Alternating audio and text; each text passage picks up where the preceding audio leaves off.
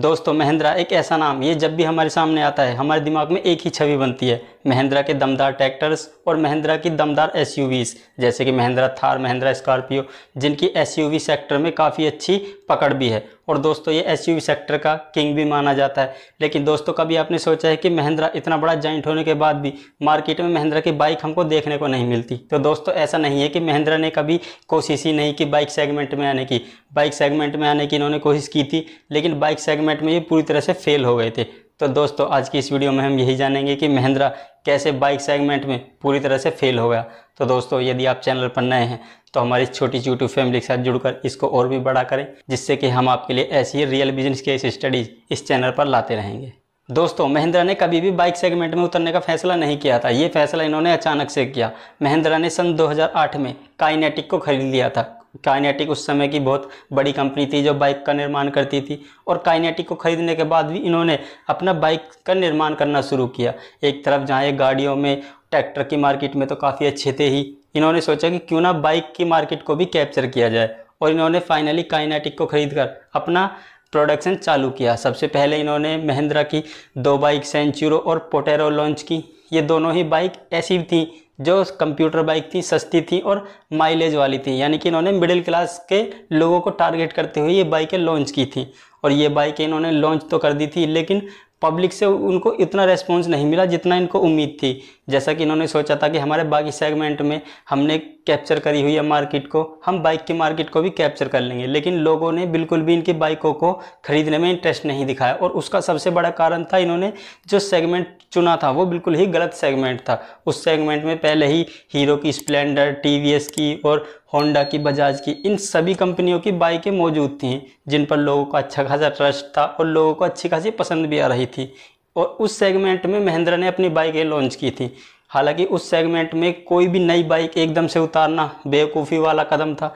हालांकि इन्होंने जो वो मॉडल उतारे थे वो भी उतने अट्रैक्टिव नहीं थे जो स्प्लेंडर या और भी जो उस टाइम की जो पॉपुलर बाइक थी उनको बीट कर सकें। और उन दोनों ही बाइक का सफल होने का दूसरा कारण ये था कि इन्होंने जो अपनी बाइकें बनाई थी उनमें काफ़ी ज़्यादा टेक्निकल फॉल्ट आ रहे थे, जिनको कंपनी समय से दूर नहीं कर रही थी। कंपनी के उतने सर्विस सेंटर्स भी नहीं थे, दूर दूर सर्विस सेंटर थे, लोगों को अपनी बाइकों को लेकर दूर जाना पड़ता था। इससे भी लोग काफ़ी परेशान हो चुके थे, इसीलिए लोग महिंद्रा की बाइकों को खरीदने में रुचि नहीं दिखा रहे थे।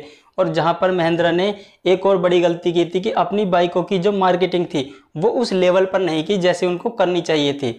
उन्होंने सोचा कि महिंद्रा जो नाम है, हमारा नाम ही हमारी बाइकों को बेचने में काफ़ी मदद करेगा। लेकिन दोस्तों वो कहते हैं ना, आप कितना भी अच्छा प्रोडक्ट बना लीजिए, अगर वो दुनिया की नज़रों में ही नहीं आएगा तो वो नहीं बिकेगा। और यही हुआ महिंद्रा की इन बाइकों के साथ भी। इन्होंने मार्केटिंग उस लेवल पर की ही नहीं जैसे इनको करनी चाहिए थी। अब महिंद्रा ने, जब ये दोनों बाइकें फेल हो गई तो महिंद्रा ने सोचा कि क्यों ना अब इन कंप्यूटर बाइक सेगमेंट को छोड़कर अपना प्रीमियम बाइक में अपने कदम रखे जाएं।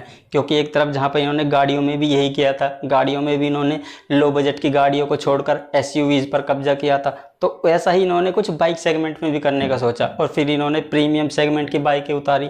उसमें इनकी बाइक थी मोजो, जो कि काफ़ी स्टाइलिश भी थी, लेकिन उसका डिज़ाइन इस तरह का अनोखा था कि लोगों को वो डिज़ाइन ही पसंद नहीं आया। और वो काफ़ी अच्छी बाइक थी, काफ़ी महंगी बाइक थी, और उसका सामना सीधे सीधे रॉयल इनफील्ड की जो हिमालयन बाइक थी उनके साथ था। और उसका इनको नुकसान ये हुआ कि रॉयल इनफील्ड या जो हिमालयन थी वो काफ़ी पॉपुलर बाइक थी, लंबी राइड की बाइकें थी, और उनके सर्विस सेंटर भी लोगों को जगह जगह पर मिल जाते थे, जिससे कि कोई प्रॉब्लम हो तो उसको आसानी से ठीक कराया जा सकता था।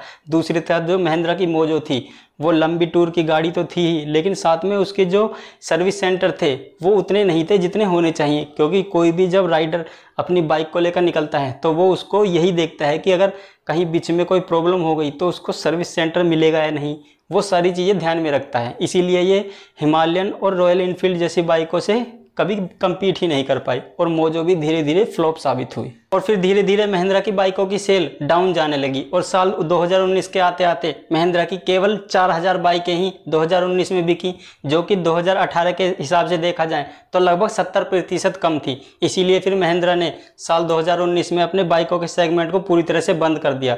और ये आनंद महिंद्रा ने भी कहा था कि हमने कंप्यूटर सेगमेंट में उतरकर बहुत बड़ी गलती कर दी है, क्योंकि उस समय में कंप्यूटर सेगमेंट में हमारे लिए कोई ऐसी जगह ही नहीं थी। सारी जगह जो बजाज, टीवीएस, हीरो, इन सब ने अपने मॉडल के तहत भर रखी थी, ऐसा कोई भी लूप होल नहीं था जिसमें महिंद्रा की बाइकें फिट हो सकती थी, इसलिए जो ये महिंद्रा की बाइक थी ये पूरी तरह से फ्लॉप साबित हुई।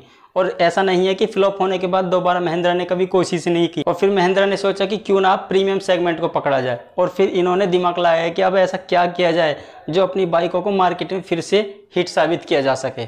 और इन्होंने फिर उस समय के जो भारत के ऐसे पॉपुलर ब्रांड थे जो किसी कारण भारत की मार्केट से गायब हो चुके थे, उनके साथ साझेदारी की, और महिंद्रा ने अपनी क्लासिक लेजेंड कंपनी के तहत फिर भारत की ऐसी 3 बड़ी कंपनी यजदी, जावा, BSA इनसे टाई अप किया और इनसे अपनी बाइकें बनवाना शुरू किया, क्योंकि इन बाइकों का भारत के काफ़ी ज़्यादा पॉपुलरिटी थी। इसीलिए महिंद्रा ने इनकी पॉपुलरिटी का फ़ायदा उठाने का सोचा, और वही पुराने रेट्रो लुक के साथ नए इंजन लगाकर कंपनी ने इन बाइकों को दोबारा से डिज़ाइन करके भारतीय मार्केट में बेचा, क्योंकि ये बाइकें भारत के मार्केट में काफ़ी ज़्यादा पॉपुलर थी। इसीलिए जो बाइक लवर थे उन्होंने इनकी बाइकों को वापस से पसंद करना शुरू कर दिया, और धीरे धीरे जो महिंद्रा की मार्केट थी वो जावा, BSA और यजदी के साथ मिलकर उस मार्केट को वो धीरे धीरे कैप्चर करने लगे। फिर एक तरफ जहाँ महिंद्रा ने जो प्रीमियम सेगमेंट का सेक्टर था वो पकड़ लिया, और धीरे धीरे उस सेगमेंट को कवर करते हुए ये आज तक अपने उस सेगमेंट को पकड़े हुए हैं।